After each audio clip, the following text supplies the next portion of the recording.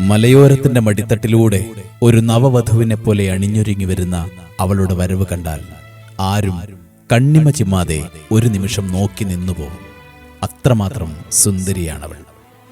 ഒരു ചിത്രകാരന്റെ ക്യാൻവാസിൽ എന്ന പോലെ മഞ്ഞും മാമലകളും പുൽപ്പരപ്പുകളും കോടമഞ്ഞുമെല്ലാമുള്ള ഹരിതഭംഗികൾ പ്രായഭേദമന്യേ ആരിലും കണ്ണിന് കുളിർമയും മനസ്സിന് ആനന്ദവും നിറയ്ക്കുന്ന കാഴ്ചയാണത്. ഈ പുഴയുടെ ഓളപ്പരപ്പും തെളിനീരും കണ്ടാൽ ഒന്നിറങ്ങി നീരാടാൻ തോന്നുന്നത് സ്വാഭാവികം. എന്നാൽ ഇവിടെയാണ് നമ്മൾ നമ്മുടെ മക്കളെ, കൂടപ്പിറപ്പുകളെയൊക്കെ കൈവിടാതെ സൂക്ഷിക്കേണ്ടത്. പുറമേ ശാന്തമെന്ന് തോന്നിയാലും ഒന്നിറങ്ങിയാൽ അടുത്ത ചുവടിൽ നമ്മളറിയാതെ അവൾ നമ്മെ പുണർന്ന് പുഴയുടെ ആഴം കാട്ടിത്തരാൻ ശ്രമിക്കും.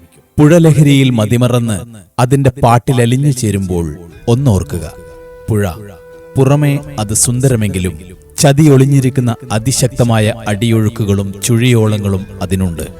ഇവിടെ കേവലം ദിവസങ്ങൾക്ക് മുൻപാണ് രണ്ടിളം പൂമൊട്ടുകളെ മടിയിലുറക്കി ഒരിക്കലും വിടരാ പൂമൊട്ടുകളായി 2 ദിവസത്തിന് ശേഷം നമുക്ക് തിരികെ നൽകിയത്.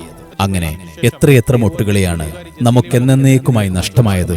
എന്നിട്ടും ഒന്നും അറിയാത്ത പോലും ഒഴുകുകയാണവൾ. ഞാനങ്ങ് അവിടെ വലയിടുന്നുണ്ടായിരുന്നു. നമ്മൾ അവിടെ നിന്ന് വലയും കെട്ടിയിട്ട് പിള്ളേർ പിന്നെ വെള്ളത്തിലേക്ക് ഇറങ്ങിപ്പോന്നു പറയാൻ വേണ്ടി വരുമ്പോഴേക്കും മുങ്ങിന്.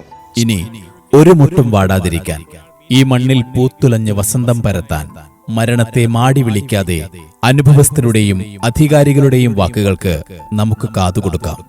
എല്ലാം അവഗണിച്ചിറങ്ങും മുൻപേ നമ്മെ പെറ്റുപോറ്റി വളർത്തിയ അച്ഛനമ്മമാരെയെങ്കിലും ഒരു നിമിഷം ഓർക്കുക. മറക്കരുത് പ്രിയപ്പെട്ടവരെ, പുറമേ സുന്ദരിയെങ്കിലും ഉള്ളിന്റെ ഉള്ളിൽ ആരും കാണാത്ത ഒരു രൗദ്രഭാവമുണ്ടിവൾക്ക്.